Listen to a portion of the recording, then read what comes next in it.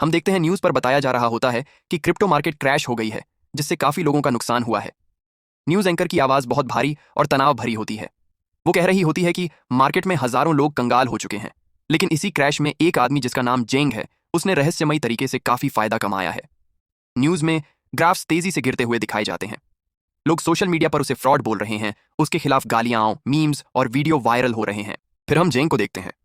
वह कैमरे की तरफ धीमे से देखता है, उसकी आंखों में डर, गुस्सा और उलझाव सब एक साथ दिख रहे होते हैं। वो हल्की सी मुस्कान के साथ कहता है, क्या मैं सच में फ्रॉड हूं? अगर लोग हार गए तो दोष मेरा कैसे? सीन अचानक 1998 में शिफ्ट होता है। माहौल धुंधला सा हो जाता है। एक अंधेरे कमरे में एक जादू करने वाली औरत, फॉर्च्यून टेलर, जेंग की मां का भविष्य देख रही होती है। वह धीमे से कहती है, तुम्हारे बेटे के अंदर एक बहुत लालची आत्मा है। अगर इसे सही रास्ता न दिया गया तो ये खुद को भी खा जाएगी। वो उसकी मां को सलाह देती है कि उसे पढ़ाओ, उसे बाहर की दुनिया समझाओ, वरना वह अपने लालच में खो जाएगा। फिर हम देखते हैं जेंग की मां उसका एडमिशन एक स्कूल में करवा रही होती है। वो बहुत उम्मीद के साथ फॉर्म भर रही है। सीन 2009 में शिफ्ट होता है। जंग एक क्लास में बैठा होता है, काफी ध्यान से लेक्चर सुन रहा होता है। क्लास खत्म होती है और उसका सर उसे रोक कर कहता है, तुम रोज इतनी दूर से आते हो, थक जाते होगे। जंग हल्की सी मुस्कान के साथ कहता है, नहीं सर, मैं इतनी दूर से भी नहीं आता। लेकिन उसके चेहरे से लगता है कि वह झूठ बोल रहा है। लिफ्ट सीन आता है। उसके साथ एक व्हील चेयर वाला स्टूडेंट होता है। जंग छिड़कर बोलता है, जरा हटो, निकलना है मुझे। लेकिन स्टूडेंट चुप रहता है। जंग मजबूरी में साइड से निकलता है। बाहर आते ही वह देखता है कि स्टूडेंट का बाप एक बड़ी कार में उसे लेने आता है। बाप जेंग को भी लिफ्ट देने का ऑफर देता है। आ जाओ, छोड़ देता हूँ। जंग विनम्र बनने की कोशिश करते हुए कहता है, नहीं, मेरा घर पास ही है। जंग घर आता है। उसकी माँ सोई होती है। वह उसे हिलाकर उठाता है और कहता है, आपकी यूनिफॉर्म से बहुत स्मेल आ रही है, आप इतना काम करती क्यों हैं? फिर चुपचाप अंदर चला जाता है। नेक्स्ट डे वही लिफ्ट सीन। व्हील चेयर वाला लड़का फिर आता है। जेंग उसे तंज कसते हुए बोलता है, चल नहीं सकते होने से तुम खास नहीं बन जाते। तभी वह लड़का अचानक खड़ा हो जाता है और गंभीर आवाज में कहता है, मुझे अपनी एक्सपेक्टेशंस पूरी करनी है। तभी लिफ्ट खुलती है, उसका बाप आता है और उसे ले जाता है। जंग घर पहुंचता है और अपनी माँ से पूछता है, क्या आपको मुझसे कोई एक्सपेक्टेशंस हैं? माँ उदासी से कहती है, नहीं, कोई भी नहीं। जंग अंदर चला जाता है। तभी माँ धीमे से फुसफुसाती है, बस अपने बाप जैसा मत बनना।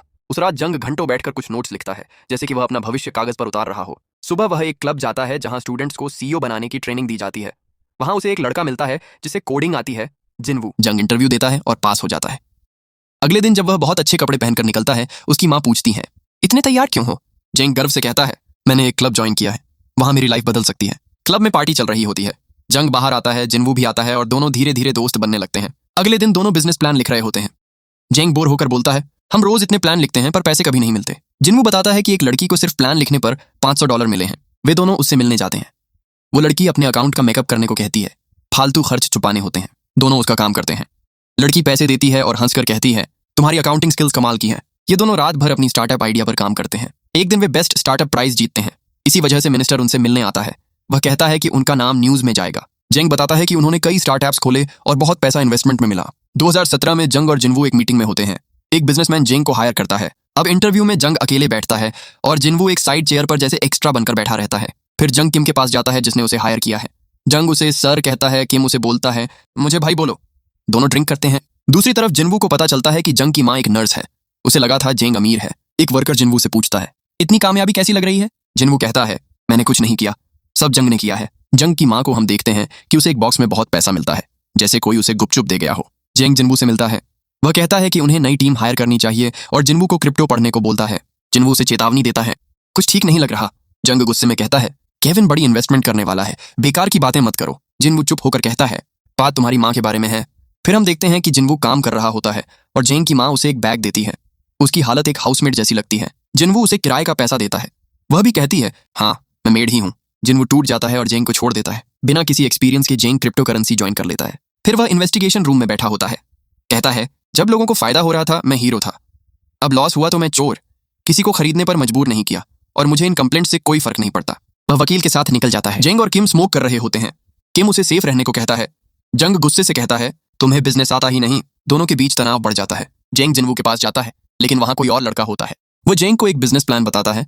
जेंग उसे अपना कार्ड दे देता है। एक मीटिंग में जंग देखता है कि सारे लोग क्रिप्टो को बंद करने की बात कर रहे हैं। वह चिल्लाकर विरोध करता है, लेकिन कोई नहीं सुनता। अगले दिन उसकी सारी क्रिप्टो करेंसी क्रैश हो जाती है। 2023 में जेंग कंपनी छोड़कर भाग जाता है। 2025 में वकील उससे मिलती है और कहती है, तुम पर बहुत शिकायतें हैं, लेकिन तुम्हारे पास काफी पैसा है, तुम चाहे तो नई शुरुआत कर सकते हो।